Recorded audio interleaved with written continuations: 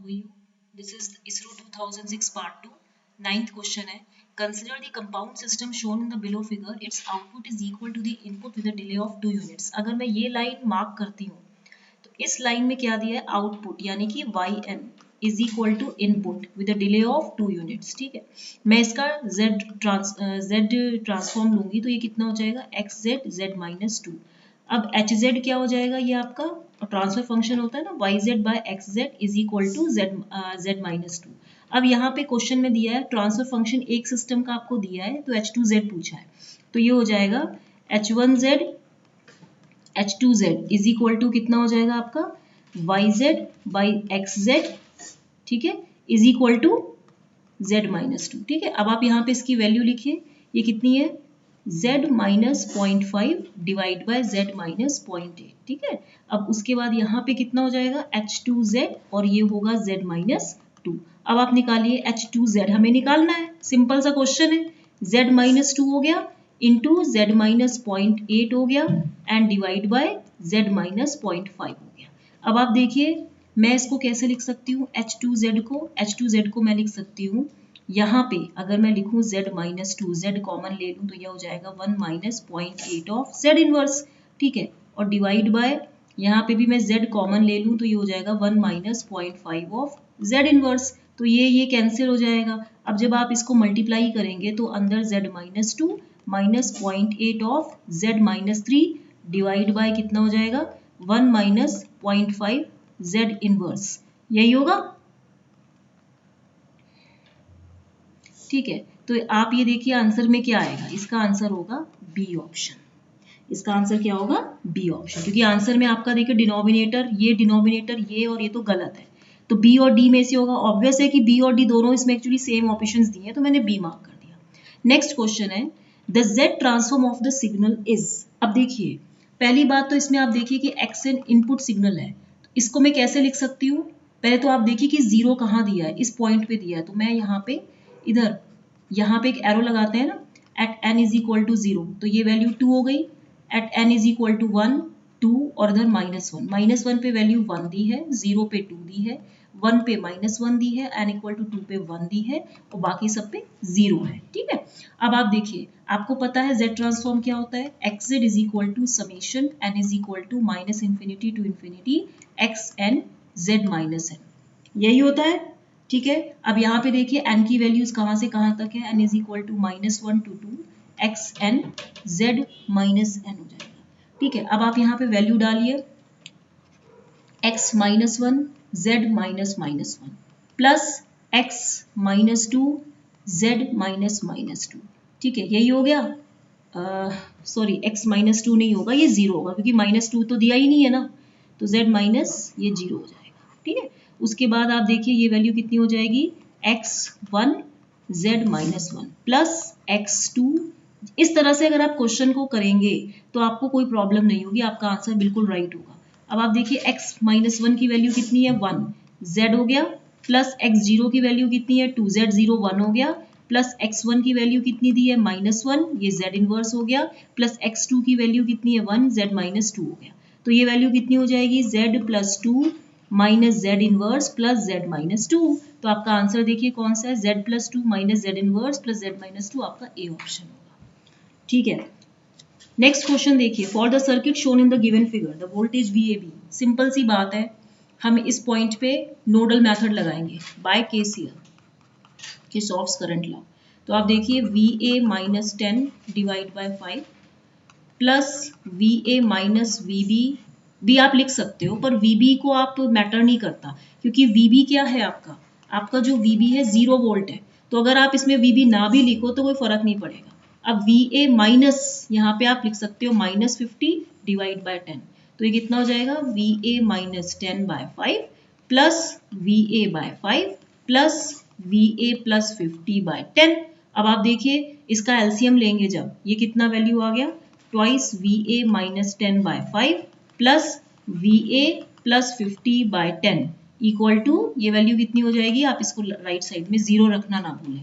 ठीक है, अब आप देखिए ये वैल्यू कितनी होगी जब आप निकालेंगे? ट्वाइस VA माइनस 10, क्योंकि एलसीएम क्या आएगा? 10 आएगा. जब 10 आएगा तो यहाँ पे आप 2 से मल्टीप्लाई करेंगे ठीक है, और उसके बाद यहाँ पे कितना आएगा +1 इंटू VA प्लस 50। ठीक है, अब आप देखिए ये वैल्यू 0 हो गई, विच इम्प्लाइज इसकी वैल्यू हो गई 4VA minus 20 plus VA plus 50 equal to 0। Answer कितना आएगा, ये हो गया 5VA इज इक्वल टू -30। तो VA की वैल्यू -6 वोल्ट्स आ गई। ठीक है, अब जब VA 6 वोल्ट्स है तो आप देखिए जो आपका VAB होगा वो क्या होगा, VA माइनस VB। यानी कि मैं कह सकती हूँ कि इसकी जो वैल्यू है, ये जो आपका इसने क्या क्वेश्चन पूछा है VAB, देखिए ये जो आपका VA माइनस 6 वोल्ट है ये एक्चुअली होगा आपका VBA। This is actually VBA, क्योंकि VBA क्या है, VBA is equal to -6 volt. Since हम इसको क्या लिख सकते हैं, VB माइनस VA। VB कितना है 0 वोल्ट्स माइनस VA की वैल्यू है 6 वोल्ट्स, तो ये वैल्यू 6 वोल्ट्स आएगी। तो जो आपका एक्चुअली नहीं देखिए इसमें, देखिए इसी में थोड़ी कंफ्यूजन हो जाती है। हालांकि VB जो है आपका पोटेंशियल है at B terminal. What is VB, it is potential at B terminal. देखिए ये क्या है आपका पोटेंशियल एट B टर्मिनल, ये VA है। हमसे क्या पूछा जा रहा है VAB। Out of the given option 6 volts will be N appropriate answer. VB तो 0 वोल्ट है ना, आपने निकाला क्या है VA। VA is equal to -6 volts, यही आ रहा है ये। ठीक है, अब हाँ, तो इसीलिए यही आंसर आएगा, ये VA माइनस VB भी होगा, क्योंकि कहीं माइनस साइन तो दिया नहीं है, तो इसीलिए यही होगा। नेक्स्ट है द इक्विवेलेंट के, देखिए बड़ा इंपॉर्टेंट क्वेश्चन है, मेरे से इस क्वेश्चन बहुत गलती होती थी, क्योंकि जनरली ये रेजिस्टेंस और क्या बोलते हैं कि इसमें रेजिस्टेंस और कैपेसिटेंस का थोड़ा सा ना वो गलत सा हो जाता है। तो देखिए मैं क्वेश्चन बताती हूँ, देखिए इस चीज को बहुत ध्यान से समझिएगा। अगर मैं इस पॉइंट को C मान लूँ और इस पॉइंट को मैं क्या मान लूँ, इस पॉइंट को मैं D मान, तो जब मैं इसका व्हीट स्टोन, इस पॉइंट को A ही था, जब मैं इस पॉइंट को बनाने लगूंगी तो देखिए अभी बताती हूँ। ठीक है, ये व्हीट स्टोन ब्रिज है और ध्यान से पढ़िएगा इसको, क्योंकि ये क्वेश्चन मेरे से शुरू में गलती हुई थी एग्जाम्स के टाइम। ठीक है, देखिए ये A पॉइंट जैसे आप कर रहे हैं और ये B पॉइंट है। अगर मैं यहाँ पे जो भी है जैसे भी है, अगर मैं यहाँ पे C मान लूँ तो A टू C वैल्यू कितनी है 0.1 माइक्रोफराड, तो ये 0.1 माइक्रोफराड हो गई। C टू B कितनी वैल्यू है, ये पॉइंट क्या है D है, C टू B वैल्यू ये है 0.1, तो ये B पॉइंट है ना, तो ये C to B value 0.1 microfarad है। फिर B टू आप देख लीजिए, B to A, B to A, B to A यह पॉइंट, यहाँ पे ये वैल्यू है, तो ये वैल्यू 0.1 माइक्रोफराड हो गई। और फिर नहीं ये B टू D होगी, सॉरी ये D होगी, ये B टू D की वैल्यू है, क्योंकि यहाँ पे क्या है B टू D वैल्यू है, तो ये D होगी। अब D टू A में देखिए, D टू A में ये वैल्यू होगी, इसको मिटा दीजिए। ठीक है, ये होगी आपकी D टू A वैल्यू। अब जब D टू A की वैल्यू कितनी है 0.1 माइक्रोफराड, तो ये 0.1 माइक्रोफराड हुई। अब मैं इसको लिख देती हूँ C1, इसको लिख देती हूँ C2, इसको लिख देती हूँ C3, इसको लिख देती हूँ C4। अब आप इसमें देखिए मैं इसको क्या लिख सकती हूँ, क्या मैं C1 by C2 is equal to C3 by C4 नहीं लिख सकती हूँ? क्या ब्रिज बैलेंस्ड नहीं है, बैलेंस्ड है ना, balanced bridge, this is the case of balanced bridge. C1 देख लीजिए आप, C1 बाय C2 कितना है 0.1 बाय 0.1 और C3 बाय C4 कितना है 0.1 बाय 0.1, सारे इक्वल है, तो ये बैलेंस्ड है। इसका मतलब यहाँ पे जो ये मिडल वाला जो था कैपेसिटेंस, मान लीजिए कि ये C5 है, इसमें कोई करंट फ्लो नहीं करेगी, तो हम C5 हटा देंगे। अब हम इसको कैसे कर सकते हैं, अब हम इसको इस तरह से बना सकते हैं ना, देखिए ये पॉइंट A हो गया,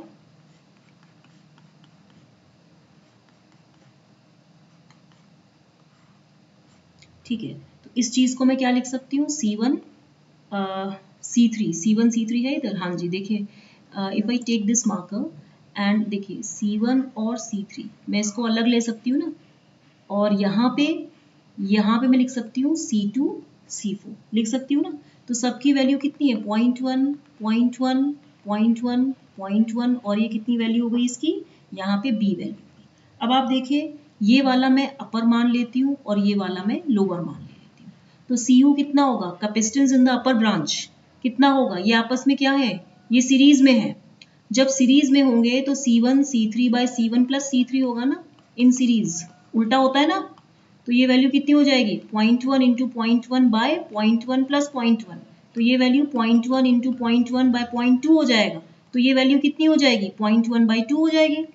it will B 0.1 by 2 microfarad. Similarly आप C लोअर केस का देखिए तो ये कितना हो जाएगा C2 C4 bye C2 plus C4, तो ये वैल्यू कितनी हो जाएगी 0.1 इंटू 0.1 बाय 0.1 प्लस 0.1, तो ये वैल्यू कितनी हो जाएगी अगेन 0.1 बाई 2 माइक्रोफारड। अब आप क्या कर सकते हैं, अब जो पैरेलल में कैपेसिटेंस होगा इन पैरेलल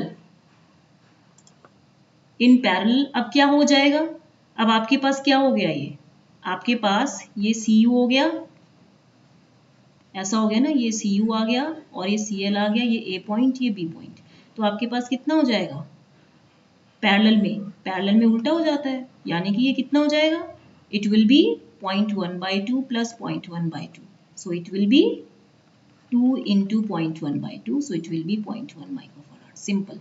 तो आंसर क्या आ गया, देखिए ये क्वेश्चन में गलती होती है, बी ऑप्शन। नेक्स्ट क्वेश्चन है the transfer function Ts is equal to s by s plus a, it is that of. देखिए सिंपल सी बात है, आपने ये पढ़ा होगा, ये किसका है, ये किसका सर्किट है, ये है हाई पास फिल्टर का, ये हाई पास फिल्टर का, ये V इनपुट है, ये V आउटपुट है, ये C है, ये R है, यहाँ पे करंट I1 जा रही है, ठीक है। अगर मैं इसका ट्रांसफर फंक्शन निकालूं, अगर मैं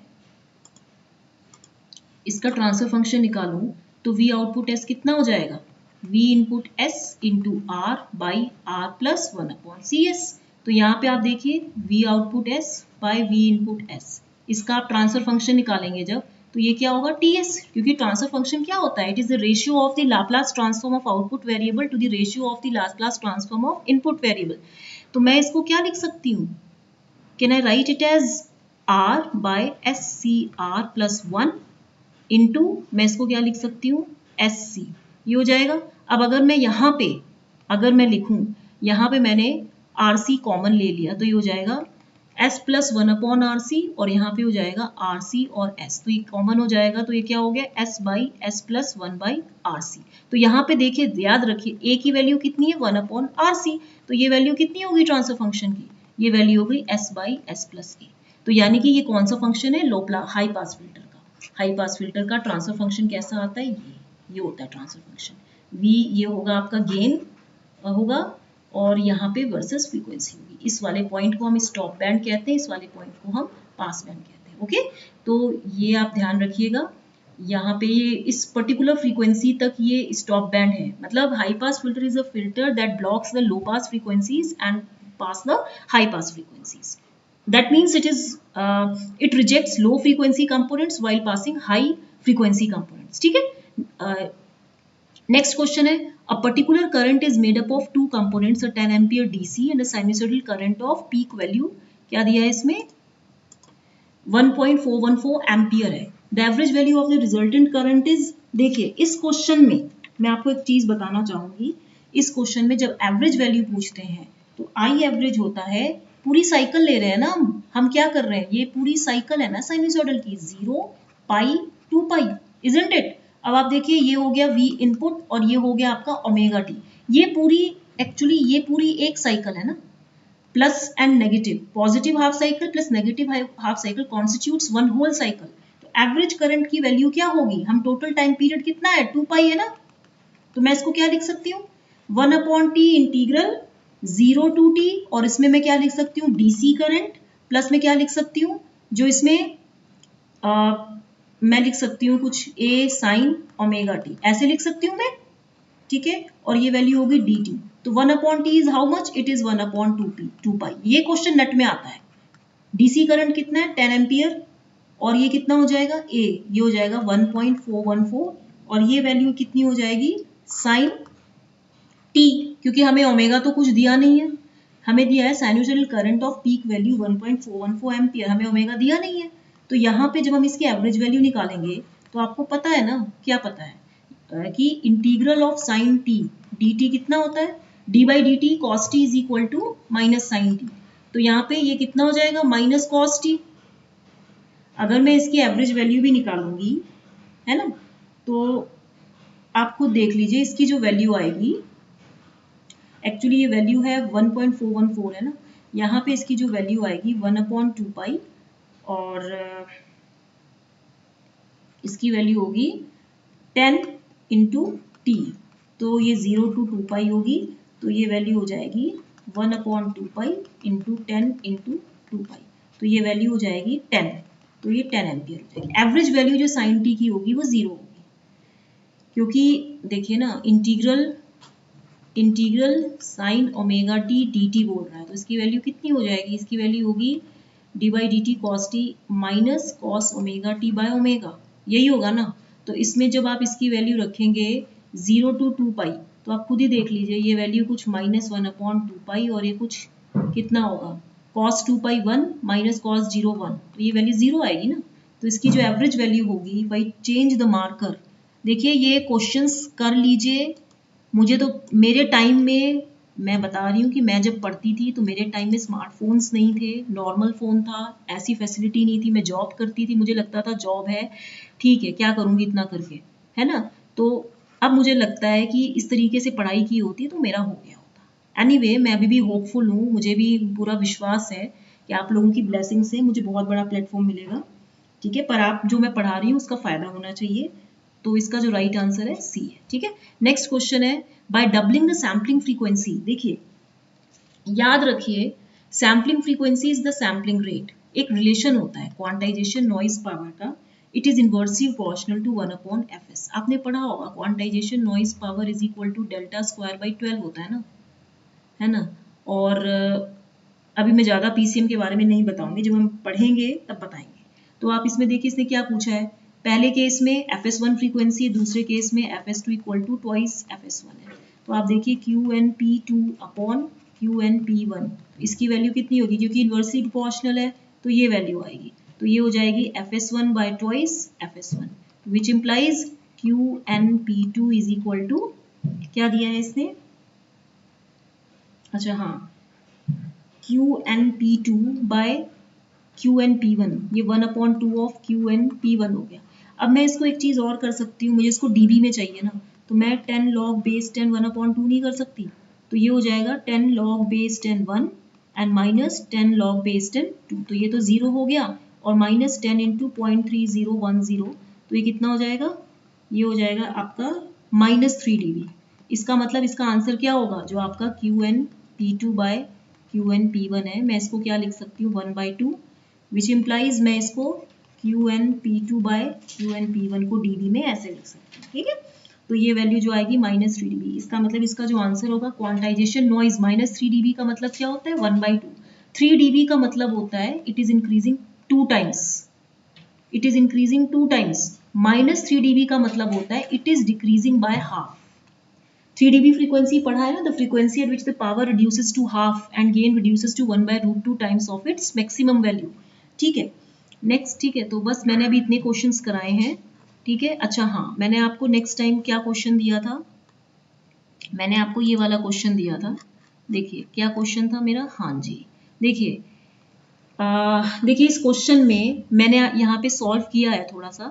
देखिए मैंने क्या बताया है कि डेल्टा टी की value impulse function is 1 at t equal to 0, impulse function t equal to 0 पे इसकी हाइट एक्सटेंड करती है इन्फिनिटी तक, इसका मतलब only at t equal to 0 it gives its height, t for other values of t, जहां पर T की कोई वैल्यू वहां पे इसकी वैल्यू 0 होती है, ठीक है। तो यहाँ पे आप देखिए area under the impulse function is always unity, तो आप खुद ही देख लीजिए जब इसमें t इक्वल टू 0 रखेंगे तो ये वैल्यू 1 हो जाएगी, इसका मतलब ये वैल्यू जो 1 होगा इसका आंसर किसने दिया था, एक स्टूडेंट है उसने दिया था, और ठीक है, तो ये आंसर होगा। अच्छा दूसरा क्वेश्चन मैंने आप जो यहाँ गलती करी थी, देखिए मैं कल क्या गलती कर रही थी, बड़ी मतलब मैं क्या बताऊँ, मुझसे कैसी इतनी सिली मिस्टेक हो गई, आई एम सॉरी, हो जाती है कभी कभी, वही अगर आप देखिए नर्वस में जाके एग्जाम देंगे तो मेरे जैसी सिली मिस्टेक करेंगे, प्लस को माइनस कराएंगे, माइनस को प्लस कराएंगे, ठीक है। मुझे बच्चों ने बताया कि ये गलती है, तो इसका मतलब वो बच्चे ध्यान से पढ़ते हैं, एंड आई एम हैप्पी कि चलो वो पढ़ते तो हैं।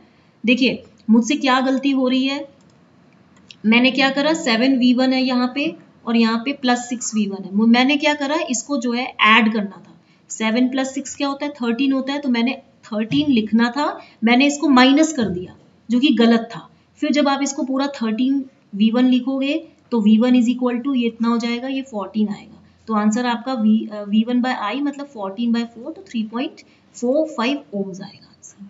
समझ में आ रहा है मैंने क्या गलती करी थी? अच्छा हाँ, तो ये था मेरा अब इसको ये मैंने सॉल्व कर दिया। ये पार्ट 2 मैंने आज बताया है आपको, अच्छे क्वेश्चन है, इसको ट्राई कीजिएगा। देखिए बच्चे कह रहे हैं कि मैम पूरा पेपर आप इसको एक बार में सॉल्व करा दीजिए। पूरा पेपर देखिए पॉसिबल नहीं है, क्योंकि पूरे पेपर में क्या है, there are around 80 questions. 80 questions में क्या है, कुछ जल्दी सॉल्व हो जाते हैं, कुछ थोड़ा टाइम लेते हैं। तो मैं अगर एक लंबी वीडियो 80 क्वेश्चंस का बना दूंगी तो आपको मजा नहीं आएगा, आप बोर हो जाओगे, आप कहोगे इतनी लंबी वीडियो पढ़नी पड़ेगी। छोटे छोटे पार्ट्स से बनाऊंगी तो आप इजीली ग्रैस्प कर सकते हो, उससे रिलेटेड आप बाकी क्वेश्चंस क्रैक कर सकते हो, देख सकते हो अपनी बुक्स में, या उस टाइप के क्वेश्चंस की आप प्रैक्टिस कर सकते हो। तो छोटे छोटे अगर मैं मॉक टेस्ट के फॉर्म में बनाऊंगी तो it will be more easier to read than to go through a vast lesson. ठीक है, तो इसको आप प्लीज क्या बोलते हैं, लाइक करिएगा, लाइक फ्री ऑफ कॉस्ट है, सब्सक्राइब कीजिएगा एंड शेयर कीजिएगा। ठीक है, टिल देन इसको अच्छे से पढ़िए और बताइए क्या कमी रह गई है। ठीक है, तो मैं आपको बताऊंगी। थैंक